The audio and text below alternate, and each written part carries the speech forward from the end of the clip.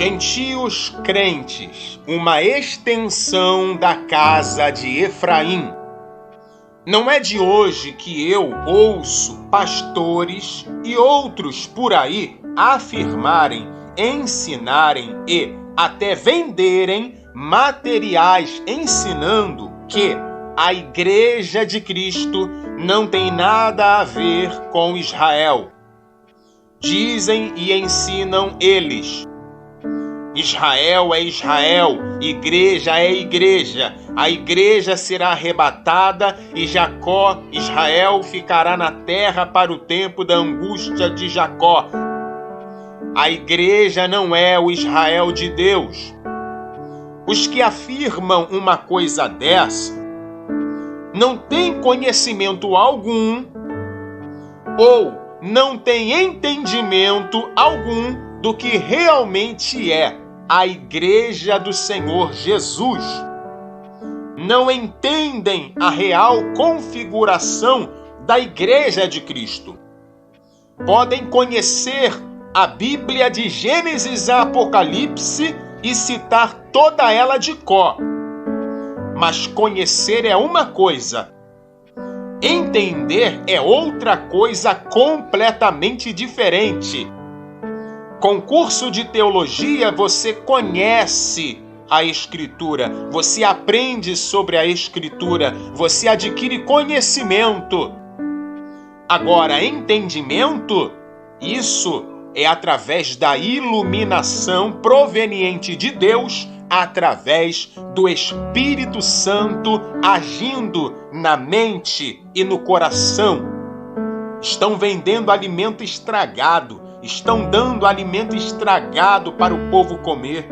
E o povo, por falta de conhecimento e de entendimento sobre o assunto, ainda paga e paga caro para se alimentar de heresia, de mentira, de engano, que por sua vez é até bem embalado, bem apresentado, bem perfumado, mas faz mal, é prejudicial. Sendo assim, eu vou ensinar de uma forma direta e didática a real configuração da Igreja de Cristo. E para isso eu precisarei começar do início, isto é, do livro de Gênesis. Sendo assim, Gênesis capítulo de número 48, versículos de número 16 e 19. Diz assim: O anjo que me livrou de todo o mal abençoe estes rapazes, e seja chamado neles o meu nome, isto é, Israel, e o nome de meus pais, Abraão e Isaque, e multipliquem-se como peixes em multidão no meio da terra. Versículo de número 19. Mas seu pai recusou e disse: Eu o sei, meu filho, eu o sei. Também ele será um povo, e também ele será grande. Contudo, o seu irmão menor, Efraim, será maior que ele, e a sua descendência será uma multidão de nações, ou, de acordo com o hebraico, uma plenitude de gentios. Dois detalhes importantes a se destacar: multiplicação como peixe e plenitude de gentios. Falar de Efraim é falar de multiplicação como peixes e de plenitude dos gentios. O contexto nós sabemos, Jacó já está perto da sua morte, ele chama os dois filhos de José, os adota como sendo seu próprio filho e estes passam a integrar, passam a fazer parte de Israel. Mas o que Manassés e Efraim, ou mais precisamente Efraim, tem a ver com a Igreja de Cristo? Basicamente funciona da seguinte forma: Efraim inicialmente trata-se de um indivíduo. Efraim é adotado por Jacó como filho. Efraim se torna uma tribo. Efraim passa a ser um reino, uma casa, o reino do norte, composto por 10 tribos. Efraim, momentaneamente, em dado momento, é rejeitado por Deus como povo, como nação, chamado temporariamente de não meu povo, em Oséias, deixando assim de ser temporariamente povo de Deus, separado de Deus e das promessas, e isso ao ir para o cativeiro e posteriormente ser semeado pelo mundo afora.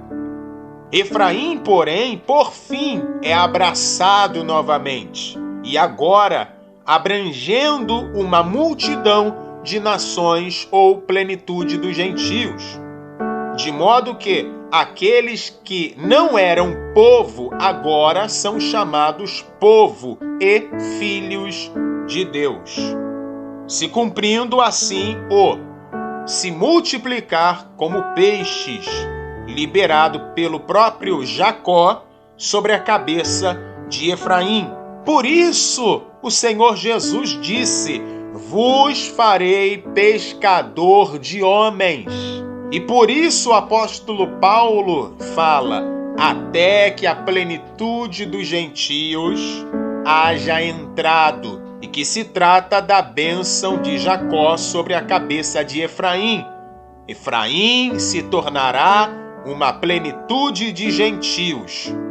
Sendo assim, os gentios crentes em Deus e em Cristo são uma extensão da casa de Efraim, isto é, uma parte do verdadeiro Israel segundo a promessa. A outra parte são os crentes do reino de Judá, casa esta que está, nacionalmente falando, caída, mas que não permanecerá como nação caída para sempre. E a cabeça deste Israel, deste corpo restaurado e unificado em Cristo, é o próprio Cristo. É com estes que a nova aliança foi feita. Estes são as duas casas de Israel, unificadas e restauradas em Cristo para cumprimento das duas varas unidas por Ezequiel no capítulo 37 do seu livro, se cumprindo assim no sentido profundo o em tua semente, isto é, em Cristo, serão benditas todas as famílias da terra.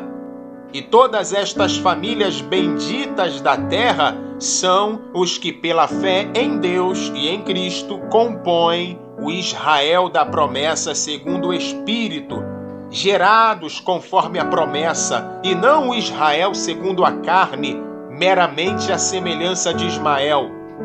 Os crentes da casa de Judá, a semelhança de Isaque, o filho da promessa, e a casa de Efraim, em sua extensão, que abrange os gentios crentes, gerados pelo Espírito, por promessa, a semelhança de Isaque, são verdadeiramente o cumprimento da promessa: em tua semente serão benditas todas as famílias da terra. Isto é a Igreja de Cristo.